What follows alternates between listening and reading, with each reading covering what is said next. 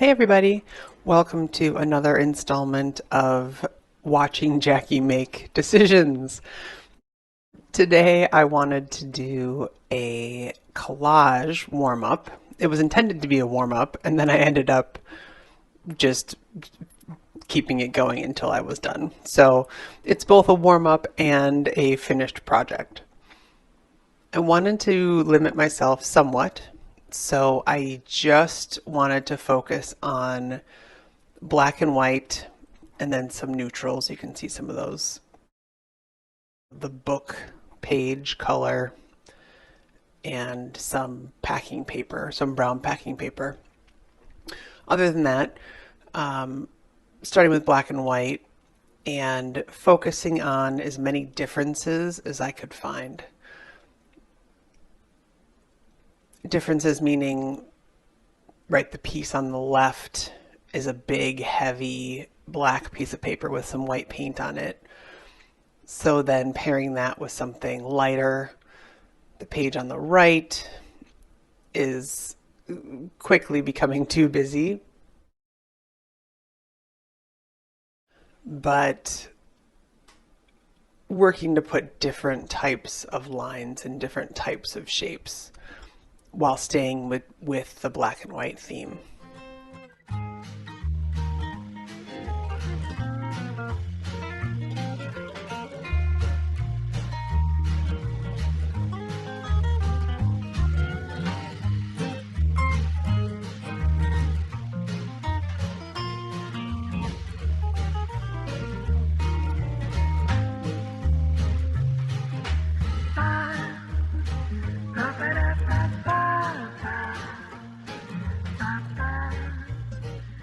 Working with black and white forces me to think about composition and contrast.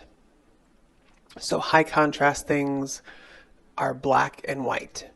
Low contrast things would be light green and dark green, or emerald green versus slightly darker emerald green, right? You can get as subtle as you want, and even different types of white paper, right? You can see that my sketchbook's a different color than those pages that I'm affixing to the paper.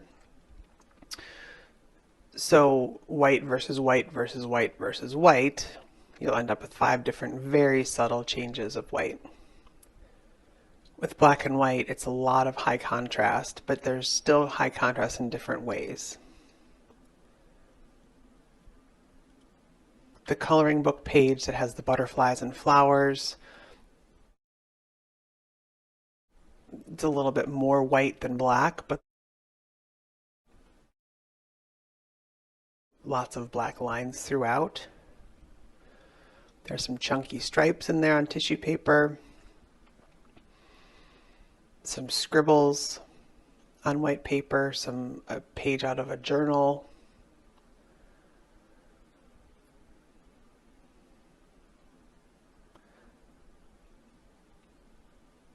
I find that I get into trouble when I have too many things that are either all busy, right? I don't have enough quiet space, or they're all the same size, or there's just not enough variation. As you'll see with the page on the right, I kind of get lost.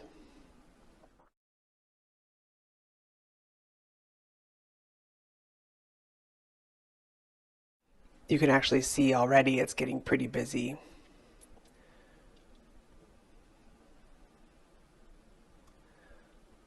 I really love collage when it comes to looking at composition because it's so easy to take different shapes and move them around to see if you like it or not.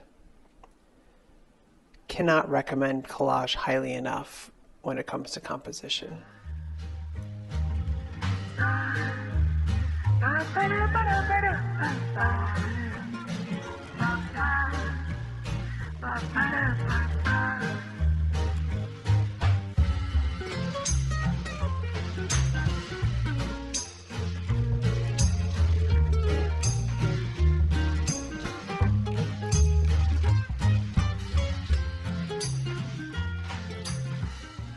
That little piece of white paper I just put on the left side says so, S-O. So that's technically a high contrast piece, right? It's white versus black, black writing on white paper. But it reads very differently than that big piece of black paper with the white paint. It's a very different feel. It feels very light and dainty. It still has the same high contrast, but different amounts of both, for sure. Very little black, mostly white. It's a smaller piece. So there are many ways to play with high contrast pieces, and I seem to be on a black and white kick right now.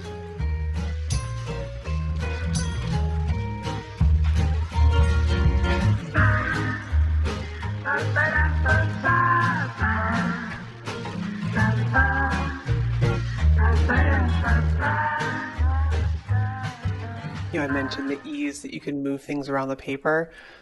As you can see, I spent a lot of time moving things around, trying things on. And it's so easy to do that because nothing is fixed until you glue it to the paper.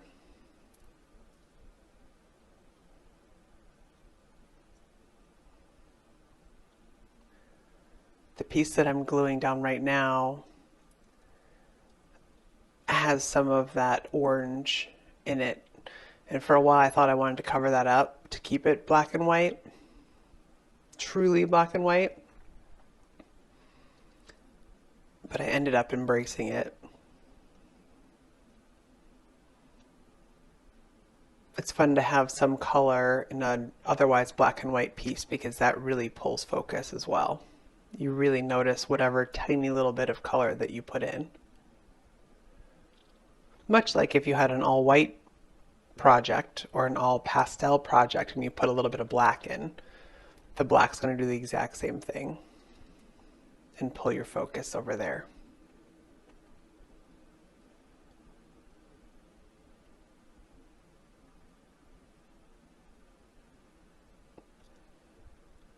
I was really happy with how the left page came together. Most of the reason I think it came together so well was because I have so many different types of collage elements. Those squares with the white rectangles inside them I just added are very high contrast, very bold, thick black line. Underneath that, the gold, the piece with the orange on it with some of the thin pen lines. Underneath that, the big chunky piece of black paper with white paint. On the right side, those three arches are kind of a medium dark on tissue paper. And I just added the smallest teeny little orange square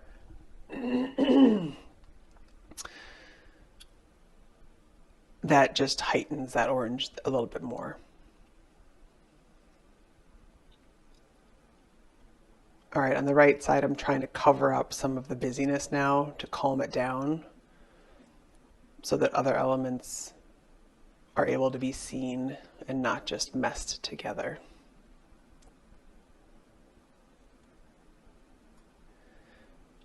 Many of the pieces I'm rejecting on that right side, I'm rejecting because they're too similar, either in tone or in weight or some other reason to what's already there, and it just looks busy then. So adding this bold element really stands out and becomes the main focus of the page.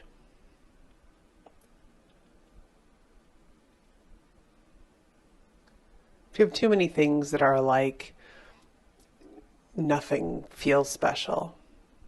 They all got to get muddled together.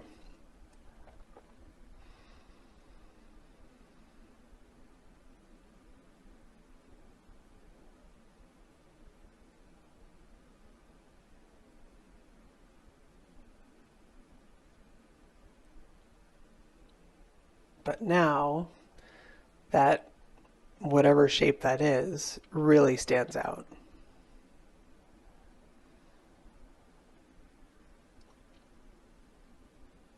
I'm just putting a layer of gloss medium on now just to even it out on the paper so nothing is dull mixed with the shiny finish.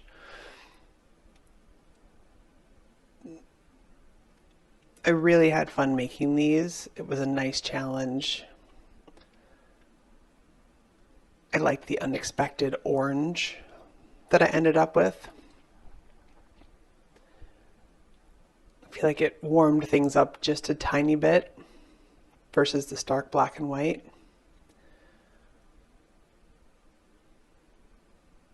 And I really enjoyed it.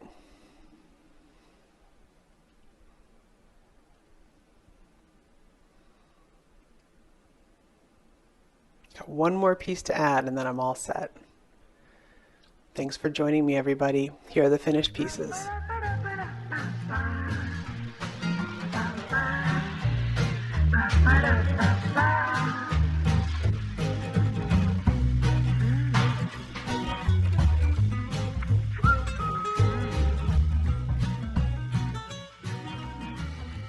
Collage workshop, and I'm just using magazines and some origami paper. Just trying a few ideas here. This first example is going to be linear or vertical in the case as I'm doing it. I just have a little 4 by 4 inch piece of Bristol, and I'm using matte medium and a credit card to glue it down. So when you're doing this, you want to be thinking of balance, you want to be thinking of interest as well. So some different weights of lines, some broken lines, some a little bit more random lines, not totally straight, to make it interesting. I'm also going to add a little emphasis of color just to give your eye a little bit of a focal point, a place to go. So I don't want to fill in the whole space. I am thinking of leaving some of it as an opening, a negative space, a place for your eye to rest. So there goes my little focal area, and I'm just going to check this with a working mat to see how it looks and if I might want to add something else. So I'm going to try a little bit of this stripe paper, but no, I decided against it. So I'm going to trim this one up and call it finished. The next one I'm going to do is shapes, and more organic shapes, and these have a linear edge quality to them as well. So I've got plain paper and stripes, so this is giving me some nice contrast. Again, just working with black and white, keeping it simple, trying to decide the best place to put my shape and balance it out. I'm only using a very few elements, but I am concerned about repetition because that is something that will help shape and hold the design together. Okay, I'm going to leave this one simple, just black and white. And my next demo is about symmetrical balance, equal on both sides.